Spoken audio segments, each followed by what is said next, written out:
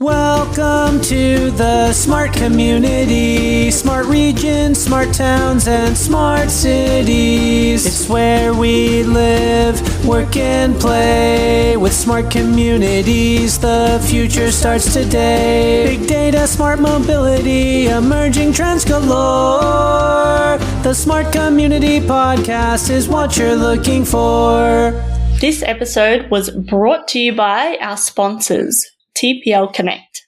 TPL Connect are specialists in the design and delivery of smart city and IoT technology projects, offering consulting, design, and project management services.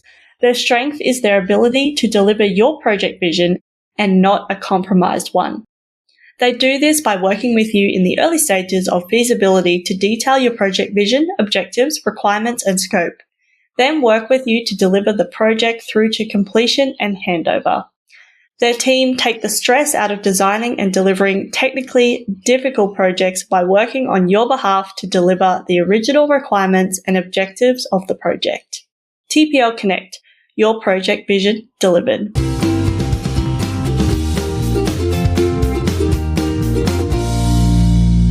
Hello, Zoe. Welcome to the Smart Community Podcast. Hi, Ellen. Thanks for having me. My pleasure. Congratulations on 200 episodes.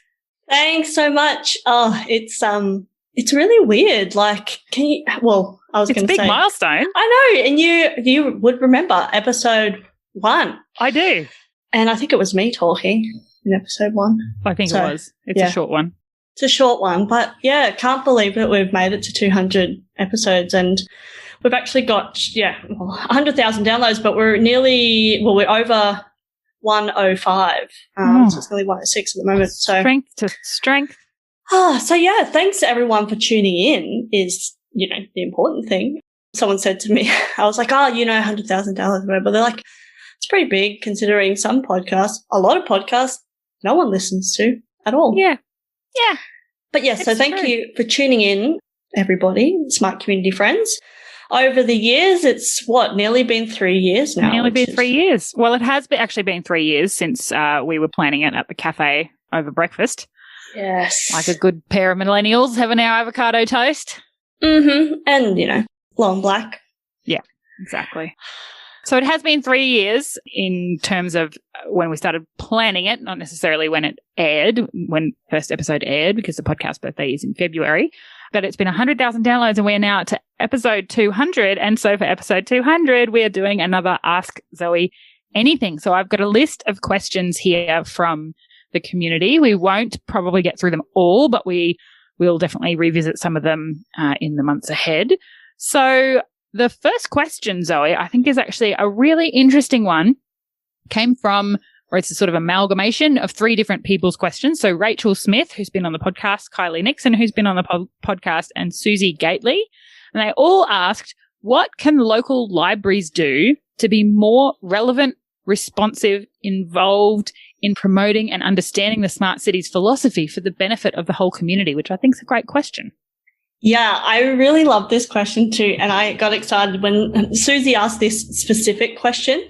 But Kylie and Rachel both were like, yes, that's awesome. And they asked similar questions as well. Yeah. So I put them all together.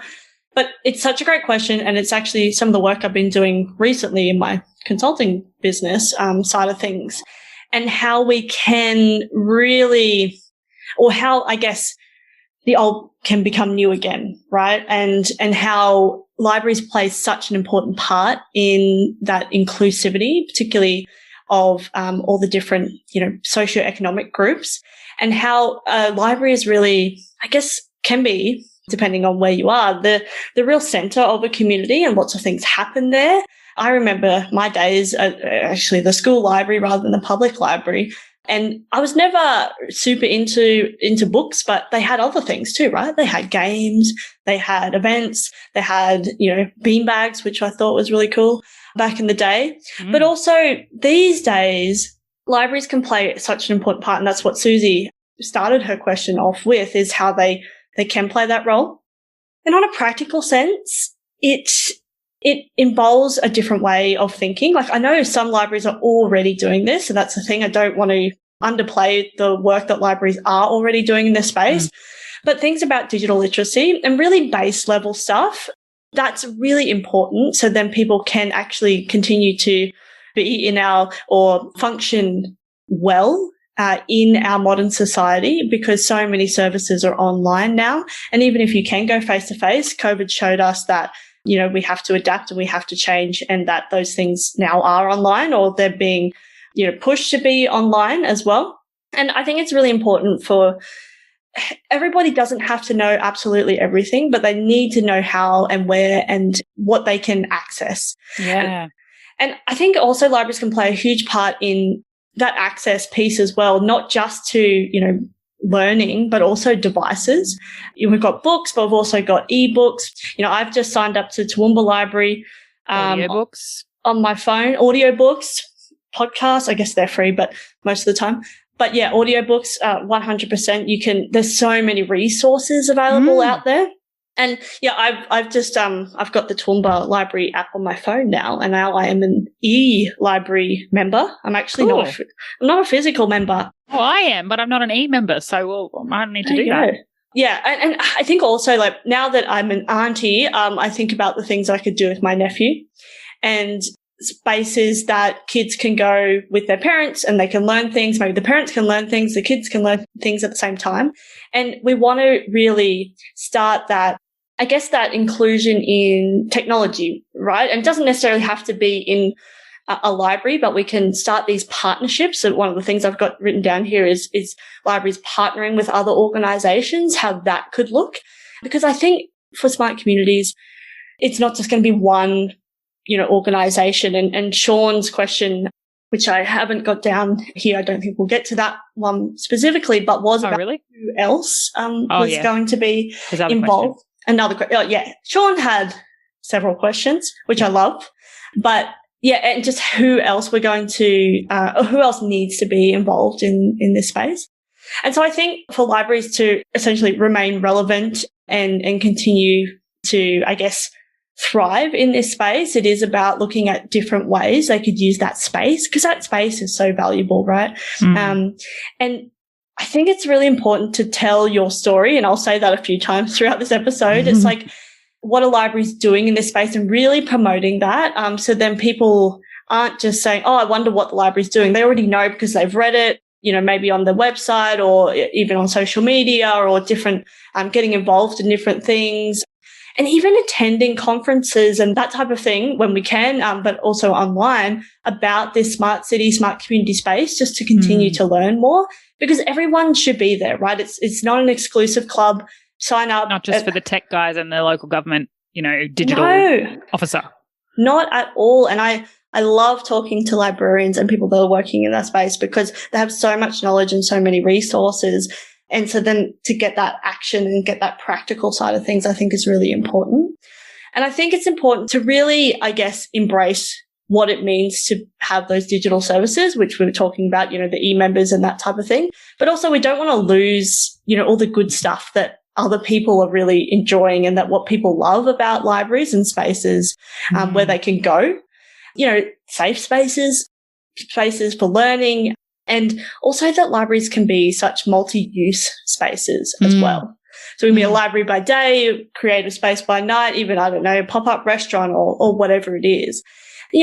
None of that is super high tech, but you use technology, as we say, as an enabler, because maybe you have an online platform that you can book the space out and that type of stuff, which a lot of libraries are probably already doing. The other thing I think is really important is to start looking at data and start making decisions with data. What are people reading? Why are they reading it? What are the trends looking like? Is there a certain topic that's, getting hotter or less or whatever? And there's so many things you could look at. And I think, we can't really dive into all of those here today. But I think if we can use libraries as a space for learning, but also kind of testing out some of this stuff, right? Why not? There's spaces for the community, and we could test and try these things. Maybe people can come and have a look and visualize their data, or have a look at sustainability was one of the other things I've got down here, that a lot of libraries, particularly new libraries, have all of these things built in, but maybe people don't know about them. They're running on solar, they're they've got different features that are really smart. You know, they're reducing emissions and all those type of things. But I think the biggest thing I would say is we need to keep pushing about telling that story, that we are, that it's not just about super high tech or whatever, but actually the smart in the smart community is about just not doing the way, you know, not doing things the way we've always done them. And I think also really embracing that people love libraries, right? And I've talked to lots of other people. I don't think it's, you know, let's reinvent, you know, some people might think they're old and daggy and no one goes there and all this kind of stuff, and that they're only for people that, you know, read books or whatever. But I think we need to reinvent that narrative. And doesn't mean we have to call it anything else. It just means that we can change that story.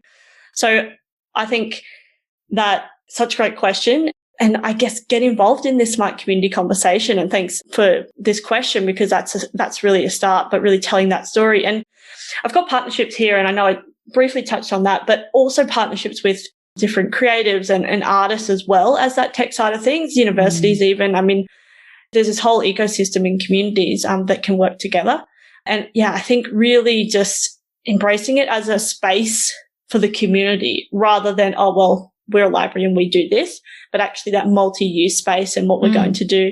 Once we can start, you know, in Queensland, I guess we can start going back into libraries and that type of thing, and really, I guess, reinventing that narrative for the smart community space.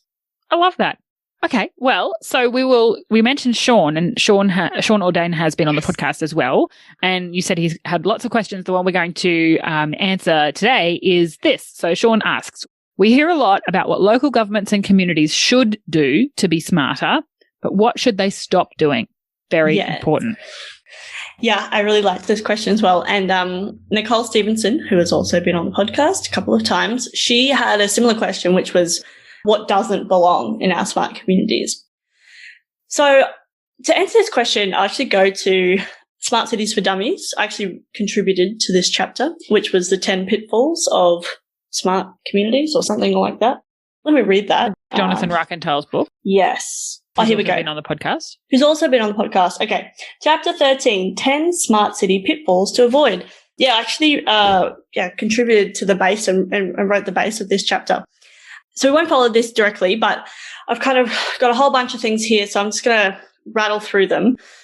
A lot of it is to do with, I guess, not focusing only on technology. And I know we talk about that a lot, but it's what we also have to appreciate that technology has an important role where it is needed. And I think that's a really, I guess, important distinction, because I know people talk about it's about the people, and then some other people are like, well, of course it's about the people, we need to talk about technology, but actually it's a combination. It's not one or the other. It's both, because it has to be, right? It has to be. And it's not about finding the new widget or whatever. It's actually about, well, what do we have available now, or what's available in the very near future that we should be looking at and testing and trialing, or, you know, putting into full scale production to make things more effective, more efficient, more sustainable, more accessible, more livable. But anyway, we'll start with making smart cities a tech program and putting IT in charge. That's directly from the book. So this is what we should stop doing, or what doesn't belong.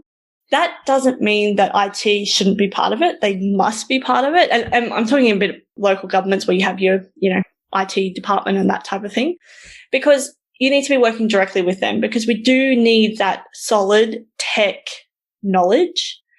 It's not that they're leading it, but they're a very important stakeholder in this conversation, because we need to know what's possible and what's not possible. Because a lot of these things we talk about, you know, oh, well, it's going to solve all our problems and all this kind of stuff. And there are some very real limitations with technology that it can't do that, or, you know, it can do this in a limited fashion at the moment, but it will continue to improve. Or yes, we can do that, but we need this type of data, et cetera, et cetera. And you can only have those conversations with people that actually understand what's going on underneath the code or underneath the technology. Yeah. So it is really important. And I think it's something that probably gets skipped over a little bit. It was kind of like, oh, it's all about the technology. And then we went, oh, no, it's all about the people. But we can't forget that there's real skills that are required underneath this. So it's not just, you know, to make it really happen, right? To make it really, really actionable. And you need to bring everybody and I don't want to say like everybody, but you need to bring the people, the stakeholders involved along the journey. So it's not just one or the other. Like we said before, it has to be both. And you only do that by having genuine, real, supporting conversations, right? But anyway, the other thing with bringing IT in is that, particularly in local government, there are so many systems that are already available that are underutilized, right? And I think if we don't understand like what the whole system is doing, then we put other systems and processes in place that aren't supported or, that don't fit in with our legacy systems, et cetera, et cetera. And so there's a really important step there where we have to actually acknowledge what we have done in the past and what legacy systems, we are dealing with and where we're going to invest. So the stop doing there is stop tacking things on top without, yes, like I said, acknowledging what's already there, what we're actually, what maybe is being underutilized but is already there, and also maybe what's already there that needs to be the legacy systems that need to be worked with until we can, transform them to something else. Absolutely. And I think a lot of people, and another point that I have here is that sometimes we get so focused on being in the future that we forget all the good, work that's been done in the past, even if it didn't have the best outcomes, or, those have now shifted and changed. I think there's this polarization that happens where it's like, oh no, we can't do anything that we ever did before. Everything has to be new and, whatever. And so I think the other one is stop saying this is the way it's always been done, but also not vilifying this either. So there are some good things that have happened and maybe they made the best decision that they could at the time with the information that they have with the people available, but really building on those foundations. And, obviously every situation is going to be different. Everything's going to be case by case basis. But actually looking at that first before we go, oh, we need something new, we need something different, we need something completely radical. So I think, the stop is stop vilifying the past, but also we don't have to keep doing it like that anymore. The status quo can be shifted if we really want to. So on that note, it's like the stop is stop thinking this is only what's the word? Like, it's not just about like what is possible. It's actually about what's possible in our brains as well. It is a people problem in the sense of the people actually working on smart city projects. You need to be thinking a bit differently, right? Or a lot differently in a lot of cases. And that investment in people that are actually working on these projects and giving them the space, the time, the energy to actually do that, the resources to do that is really important. So I think that's probably the stop is that those quick wins or taking only quick wins, because this is a really long-term game. So that really short-term thinking, although we want some of those, to kind of get ourselves rolling, but actually the stop is the short-term, the go is the long-term game. And I think that's a really key one, because I know that it's, what's a return on investment? What am I going to find out after a year if I put this system or, this technology in place, or we do things, this way? The measuring and monitoring of it is so important, and I think not done well enough at all. There's obviously some people doing an amazing job in that space, but I think that's going to be something that's going to be bigger and better. Well, it has to be bigger and better for our smart communities. And I guess that goes, for all projects rather than just smart city technology ones. So the other one I've got here, stop thinking that we can do this without investing in new skill sets.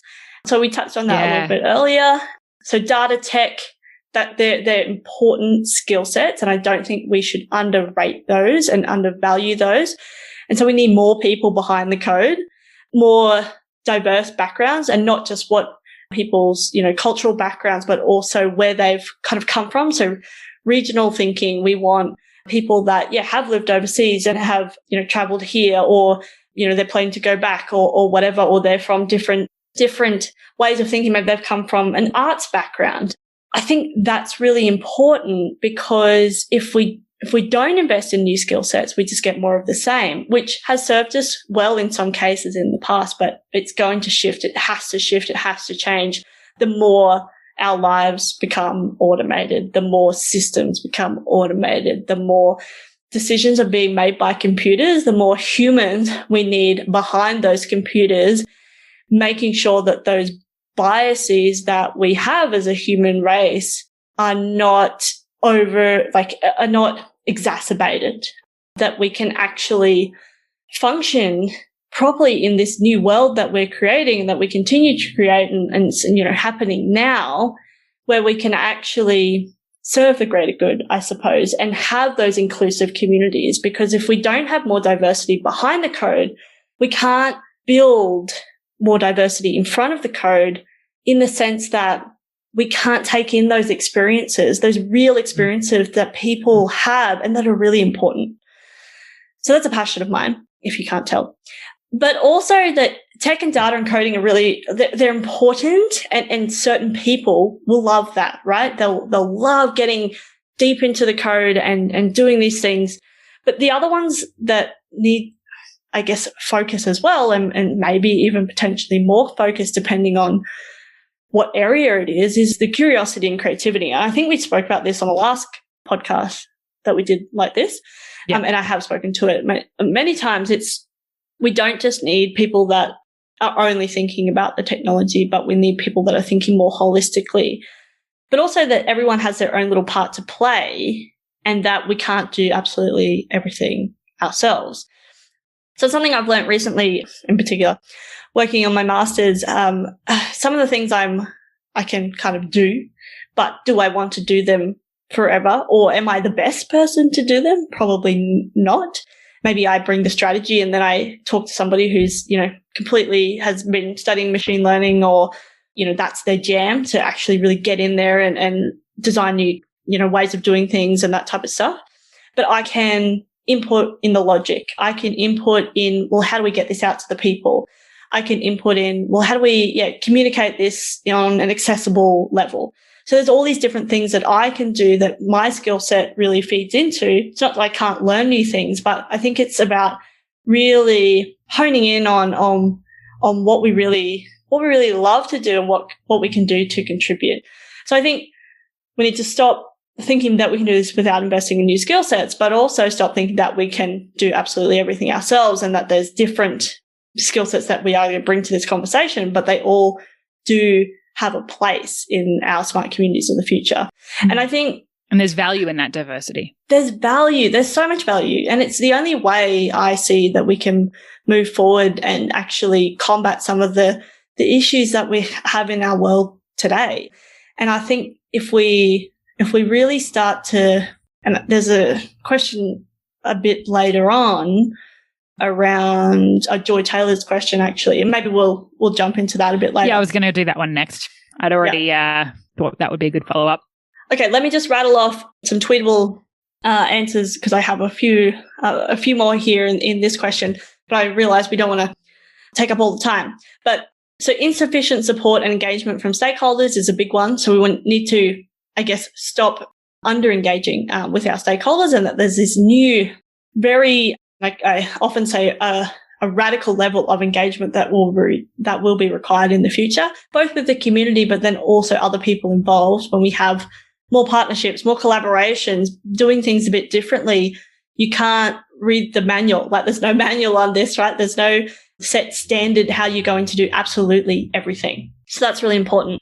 And I really like this one. And I think Jennifer Sanders spoke about this on her episode as well. It's like, stop limiting efforts to just your city or regional boundaries, that smart cities don't, or smart communities don't end at, the boundary. Oh, well, this is Toowoomba and now that's Lockyer Valley. We actually need to work together. And I think that's easier said than done, but I also don't think it's impossible at all. The next one is, there's so many. I guess the other one, there's so many, but I won't touch on them all. But not telling your story is also something that we should stop doing. So we need to start talking about what we're doing, and not necessarily that we know everything, but the things that we've learnt along the way, so that other people can learn from them as well. One of the reasons I started the podcast. Yeah. Okay. Let's move that's on. It? Yeah. Okay.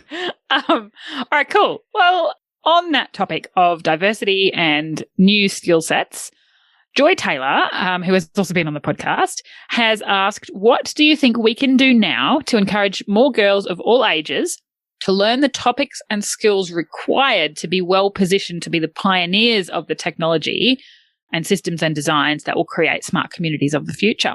Good question. What can we do to encourage girls of all ages to get involved and to learn these skill sets? Yes, I love this question. And again, some of the work I've been doing recently in my consulting side of things, which I'm, again, just loving. So there's a couple of aspects to this. I think we want more people from different backgrounds, like we talked about earlier. So we want different ways of thinking. And yes, we really want to start young, but doesn't, and I know Joy specifically said of all ages, because you don't have to be, young and have done this for ages. I started off in engineering, road construction, right? And then I decided that I wanted to shift into this space. Yeah, well, Joy's a great example herself. She's had a whole career in finance and then moved into the startup space and is now, just this year, really heavily invested in her skill set of coding. So, yeah, it's absolutely not about school-age girls necessarily. Like, it's women of all ages, really. Absolutely. And I think, like you said, Joy's a great example, and I'm loving watching her journey. And particularly, she's been doing coding, and, I recently clicked on her website that she made. And it's just, I think it's that lifelong learning. I think it's another thing we talked about, Ellen, on the last podcast as well. Yeah. And it's encouraging people to do that.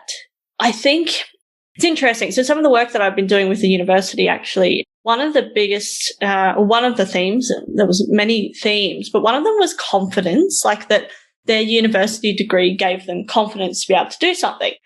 I hadn't really thought about it like that, but that you actually do need confidence to learn something different, right? Because you're going to make a mistake and you're going to do it wrong and you have to learn. And again, studying recently, I've had to relearn how to learn, right? Which is that you don't know everything, and that's okay. And it doesn't matter what age or whatever you are or what your background is, but actually being really invested in yourself enough to give yourself the chance to learn.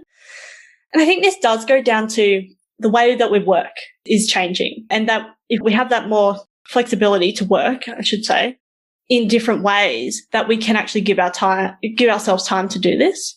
I think that's really an important one, because if we go into not everyone goes into a degree either, but if we just follow the traditional path, I guess like we're working so much that we don't give ourselves time to do that learning and in different fields as well. Because even if we say do a master's or something like that, a lot of the time it's the same field to get more and more deeply involved in that. And I think there's a place for that, and people will know whether that's their jam. But I also think that there's something in the future of the way that we're going to work, or the way that if we give ourselves that flexibility, that we can then, shift and change the way we're doing things.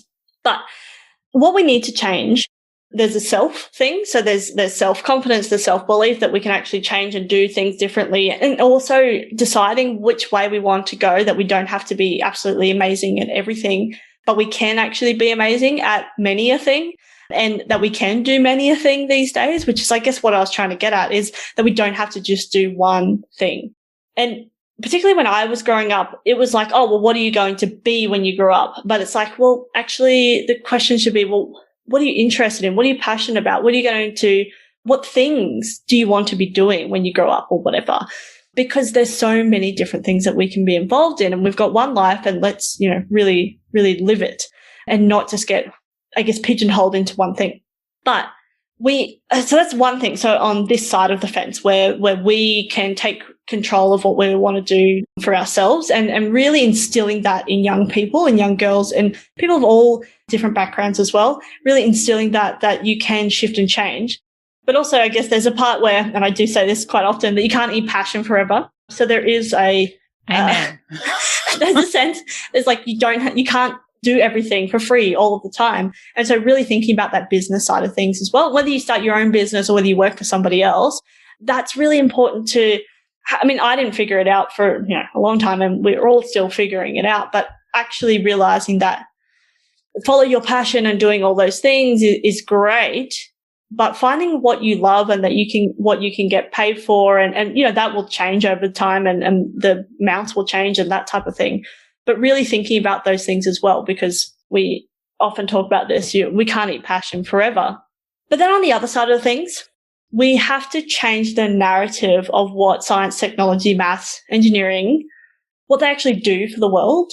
And I would put education in that field as well. And that these are not exclusive of arts and being creative. I think that's a really important distinction. Absolutely. And more so these days. Absolutely. It has to be. And so we need to stop saying that, I'm a math science person, so I'm not good at, public speaking, or I'm only an artist. We're really complex creatures and we can be all of these things in one, but also that can be quite overwhelming. So you want to keep that in mind, that we can be lots of things at once, but we don't have to be everything. And maybe for this chapter we're this, or maybe we're this chapter we're 3 different things. But I think it's really important, and that's kind of where I was trying to go with the new way of working. It won't just be one thing. We'll be doing multiple different things, but also when we are able to hone in on our skill sets, we'll work out what the best of us can be. Do you know what I mean? Yeah. And so on that note, changing that narrative. So I've been doing some work with the university about modernizing engineering degrees, which is my background. And yeah, some of the strong themes, like I was talking about, confidence and having confidence in doing the work. So I've been doing some research and data analysis, and one of the really big themes is real world application and making a contribution to the world. And that's particularly relevant for first year students. Like that's what they're saying, that they want to contribute to the world. So I think if we can actually shift the narrative that, as an engineer, you can create something in our community that will benefit people, or you can input into, fighting climate change, or, you can, like having a secure, having water security, like these are the things that really matter to communities and to people, particularly, it's not even just necessarily city or regional or whatever, but actually that you can make a difference in your community where you live and potentially a global community as well, because, we're all connected. So I think if we start changing that narrative that, like, I know when I was going through school, it was like, I loved math and I loved science, and all I could see were, math and science, in a lab or being a mathematician doing stats or whatever. But actually it's so much more than that. Like, you could, write an algorithm that goes into a machine learning model that helps people with epilepsy detect that an epilepsy episode is coming on. Just one of my assignments that I've been doing. But there's so many things that we can contribute to. And I think if we sold that narrative better, then we can get more girls and people of diverse backgrounds involved in this. And I also love the work that Elke Education are doing. Shout out to Steph, who's also been on the podcast, and Andrea.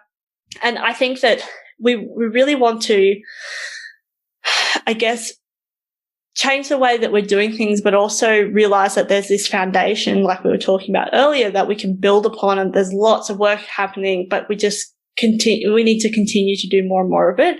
And I'm also a strong believer in informal education, but that it doesn't end there, and it can't end there.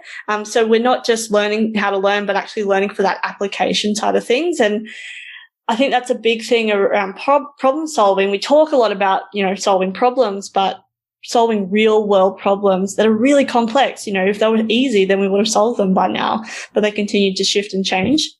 So I think having those skills is so valuable, those foundational skills, but then we can apply them to different situations. So just because you graduated as an engineer doesn't mean you're necessarily going to go and work for a local government or, a government agency or a traditional engineering firm. There are so many other options, but actually having those skills that are transferable across the different disciplines and areas. And I think we'll see more and more of that as we move into the future of people doing different things at different times. Then I think we can set people up to really thrive in the future of our communities. So it's telling that story again, isn't it? Yeah, it is. And it a lot of it comes down to narrative of, and the language we're using. And yeah, I find that if we only ever talk about, I guess, the very base fundamentals, then we can lose the application side of things. And I think that's the exciting part. But you need those fundamentals to then be able to build that into the application. Yeah, cool. Well, great question, Joy. Thank you. Yes. So moving on, the next question, we've got 3 names here. So Debbie Reynolds, who has been on the podcast, Kari Sutton and Zoe Eather. And they've asked, what is coming up in 2021 and how can we help people understand that smart cities and smart communities are about improving quality of life? Yes, great question. And again, I've mishmashed this one together. So I think, so for 2021, and beyond, I don't like making predictions too far out, but I did a keynote recently for Legitsa, so local government IT in South Australia, well, earlier this year actually during our COVID lockdown. And I've come up with 7 key predictions of why smart communities matter coming out of this time and beyond. And I know we don't have a lot of time left, so I'm just going to shoot through them. So 7, internet connectivity as a human right. So that digital divide, again, we've talked about this during COVID times. It really exploded, and we'll see a lot more of this digital activism that we need access to the internet so then we can function in modern societies. And I think basic digital infrastructure has to be included in, these funding packages that we're talking about of, big infrastructure. Digital has to have a seat at the table. The next is a Masters of Digital Leadership. So I think, we'll see this formal education because it's leading in a digital world is very different. There are some skill set, lots of transferable skill sets, obviously, but we have to build trust in different ways. We have to use different channels in different ways. There's different etiquette. There's different, what I call digital hygiene of how we can really function in this world. And I think we also need to foster inclusion in different ways. So I think we'll see this rise of digital leadership will be this thing that we're talking about a lot more, and will have to be. Even as we start going back to physical interactions, there's going to be a push to be more digitally inclusive, which on both sides, right? We need to be able to access, people need to be able to access and understand. But also there'll be this push of, why can't I do this remotely? And I'm already seeing that in some of the work I've been doing. The next is a new era of access, which is, I guess, leading on from that earlier point, is you can access anyone, anywhere, any skills that you want or need.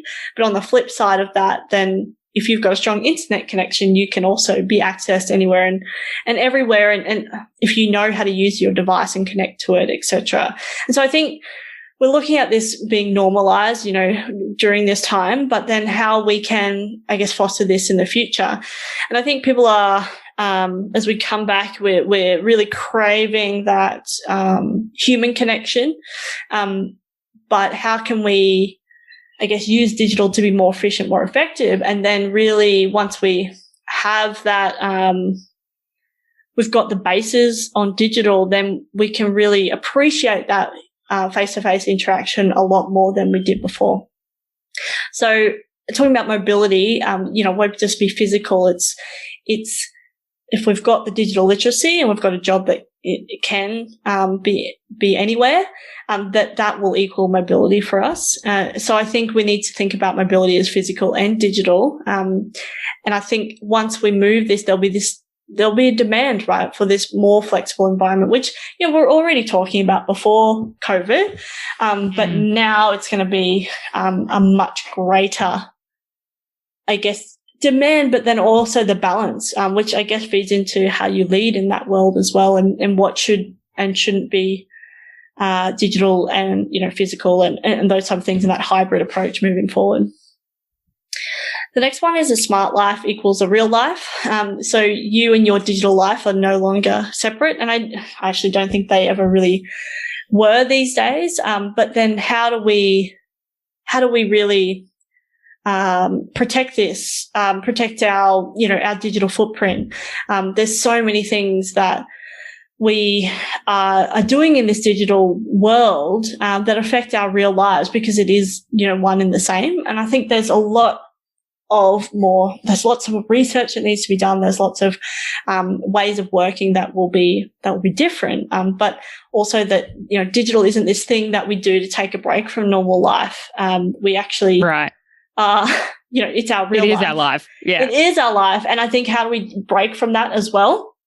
And how do we, particularly when we're working in this field all the time, and how do you have a digital break and all those type of things? So I've got here, digital hygiene etiquette, which we talked a little bit about before.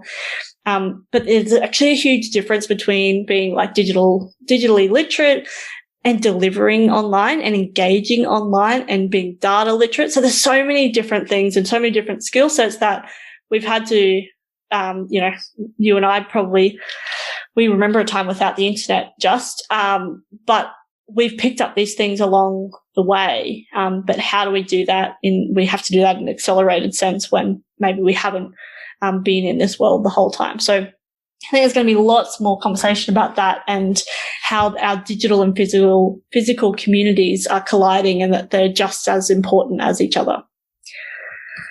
The next is tree change now with Wi-Fi. And I know there's been quite a bit of work and there's a campaign happening at the moment about moving to regional areas. So I think it's going to be really interesting to see this shift globally.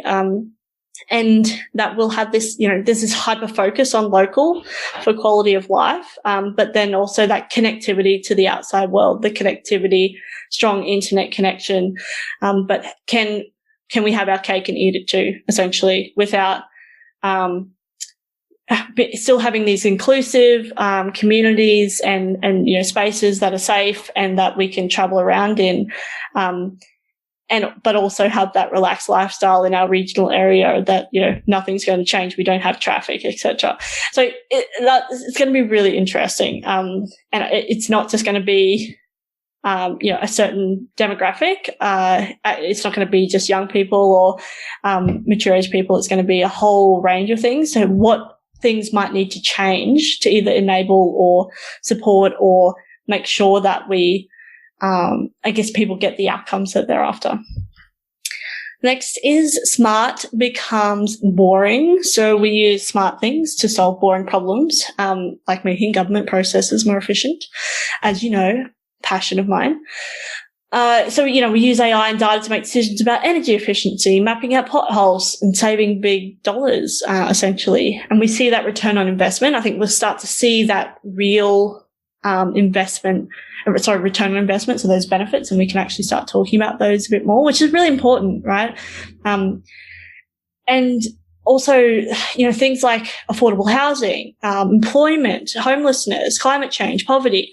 How can we use these smart ways of thinking to actually solve some of these issues or work towards solving some of these really complex, big, wicked, ugly problems? And I think that's going to be really fascinating, and something that will have to happen, moving forward. 2021, yes, but beyond as well. And then the last one is, yes, of course, I know where my data is.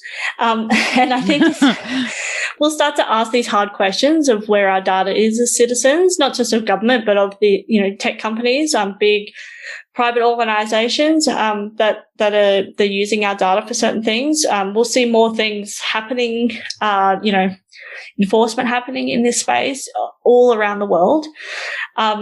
And so I think we'll become more data literate. And I think that's a good thing. We're talking a little bit about how to get people involved, at the earlier stages, but, and that's really important. I think with this space, if we start to talk about, tech and data and learning how sensors work and all this type of stuff, young people will start asking these questions, because they'll understand how and why it's working. Whereas I think we've accepted it, it's come on board, and now we're just starting to catch up with the questions, that we maybe should have been asking a long time ago. And it's not to say we'll do anything super differently, potentially. There may be some things that will be very, very different. But I think if we it's about being informed. And I think that's such an important thing. And one of the, key pillars of a smart community is that informed, which is empowered and informed, is one of those, areas. And I think when we start, I guess, embracing, or what's the word, just, I guess, learning about how things work, and the kids will start asking, why are we letting this happen? Or why haven't we asked about this? Or what happens if I do this? Where does my data go? And I think those questions will be uncomfortable at first. And the answers may be very uncomfortable, but we'll have to start, we will start doing that. And I think that'll be an evolution. So that's the 7 key areas. We're running out of time because I have to have another podcast interview I have to do up next. But I know we're coming back to this again, but we need to continue to tell the story and get more people involved in the conversation and use that. This is kind of going to that, how do we help people understand smart cities and communities? And use language that helps people understand rather than sounds smart, and follow what's happening. Yeah. But also we can shape what's happening as well, and really getting involved. And we need a broader range of tech folk, but also other people involved in this conversation so we can continue to ask these questions. Well, that sounds like a nice place to wrap it up, Zoe. Oh, it's been great. Thank you. With so many more questions here, but we will get to them in some fashion very soon. Yeah. Well, congratulations again on 200 episodes of the Smart Community Podcast. Here's to 200 more. Yes, and thank you. Thank you for being involved. It's been absolutely amazing. Couldn't have done it without you and the rest of my Smart Community team, of course. And, we've learned a lot along the way, and I just think, if we can get to 200 more, 200 and plus, we will continue to keep, I guess, being involved in this space, continuing to spread this message, and making sure that people can share their story, but also learn from what other people are doing in this space. Yeah. So important. Yeah. Well, thanks for having me, Ellen. You're welcome. Talk soon. Bye. Bye. Thanks so much for listening to the Smart Community Podcast. Show notes for this episode and all other episodes are available on our website, mysmart.community/podcast. If you have any questions for us or any of our guests, you can email hello@mysmart.community. You can also find us on the socials. We are on LinkedIn and Twitter @SmartComHQ. That's com with 2 M's. If you are enjoying the podcast, please hit subscribe so you never miss an episode. And we would love for you to leave us a rating and review at wherever you listen. This really helps us reach more ears and eyes, so thank you for your support. As always, we hope you enjoyed listening to this episode as much as we enjoyed making it.